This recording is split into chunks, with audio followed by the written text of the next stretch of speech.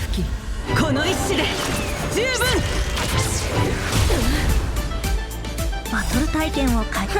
2倍速ってこんなもん。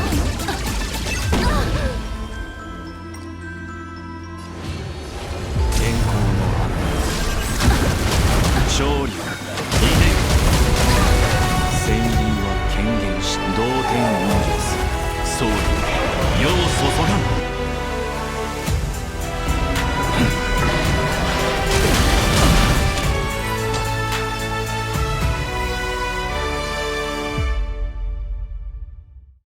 1.3 just dropped and Imbibitor Lunae is here. I thought I'd do something different this time. I'm going to showcase Memory of Chaos 10 with a pretty free-to-play friendly team. Pretty much everyone has these characters. You don't need to use Bailu, you can use whatever sustain you have. But I'm showing this against enemies that don't have imaginary weakness. I do have E0 and his signature light cone, but if you're going against enemies that are weak to imaginary, you're going to be doing more damage to me. So the idea here is to showcase how strong he is, brute forcing damage. And his talents aren't completely maxed out yet either, which I'll show at the end. And I hope this is a good demonstration of how strong he is. Just wanted to remind you real quick that if you haven't yet, make sure to leave a like and subscribe if you're enjoying these videos. Asking does work and we can see the results, so I'm going to continue doing it. Anyway, it goes without saying that fighting enemies that aren't even weak to your element is a huge disadvantage, especially for Daniel. I don't even know what to call him anymore because Imbibitor Lunae doesn't roll off the tongue. So I'll just call him Daniel for now. He has an Ascension Trace that increases his crit damage by 24% when he attacks an enemy with imaginary weakness. So he just misses out on that completely. And of course, he's not breaking shields, so he's not doing as much damage as he could. Of course, if you have the S5 Herda light cone, I think it's called the, I don't remember what it's called anymore, but it's free to play from the Herda shop. It's a 5-star. You can get all 5 superimpositions for free, and you will be doing more damage than I am against imaginary weak enemies. And that's just crazy because he's already doing really well against these enemies. So far, I am very impressed with his damage. This is one of those moments where I can't even lie, he's just blowing me away.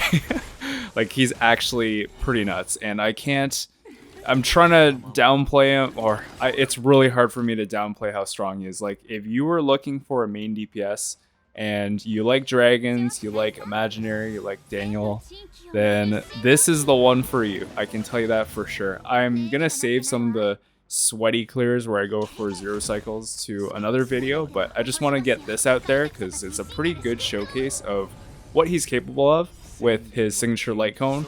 Again, not against imaginary weak enemies, it's really important. And he can still brute force his way through, which is just awesome. I love this character and the fact that he's so free to play friendly. Oh my goodness, of course Ting Yun dies, but yeah, he's so free to play friendly because we get that Herda cone light shop. Oh my. Guys, it's 1:26 a.m. It's pretty late. I think the update went live at around 10:30 my time, so yeah, I'm still working on this video, making sure I can get it out there. But I also lost 50-50 and 75-25 on the light cone banner, so it's been rough. I got a Welt though, and Welt is one of those characters that I'm hoping for E6 in the long run.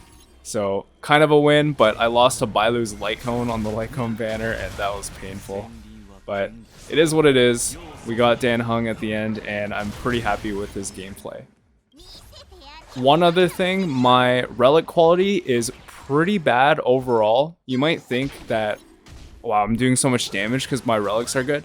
You'll take a look at my build and be like, these these are actually some of my worst relics. Like, when I farm for a character, I usually try to get to their like 60-70% damage potential. There is so much missing for Dan Heng, and it just shows you don't really need crazy gear to make him work. He just is, I'm not going to say busted, because there's no such thing as a broken character in this game unless you get them E6 or whatever.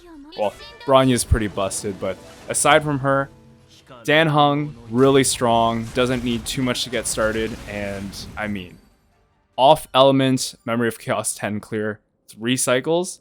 I'd say that's pretty good with a free-to-play friendly team. Let me know what you think of Dan Heng so far, and if you plan on getting him, good luck with your pulls. I hope you get him early and win your 50-50s, unlike me. This is my build. I actually have the attack percent boots on instead of speed. I use speed in the run that I showed. He's got his S1 signature. I'll show you his stats with speed boots after. Basic attack is the only one you really need to max out here. You can see my relic quality isn't amazing. I don't have crit rate on this crit damage body. And my ropes are so bad. I can't get a single good one. But that's just relic farming pain. It's okay. This is the speed boots I got. It's actually pretty good even though it doesn't have crit rate. I didn't meet the 70% crit rate requirement and I just couldn't with speed boots. I still use it anyway. So you can see what I was rocking, only a 2-piece Wastelander, and we're still able to dish out that much damage. So what I'm trying to say is there is so much potential for this character still. He's E0, but yeah. Thank you so much for watching. As always, I will see you next time.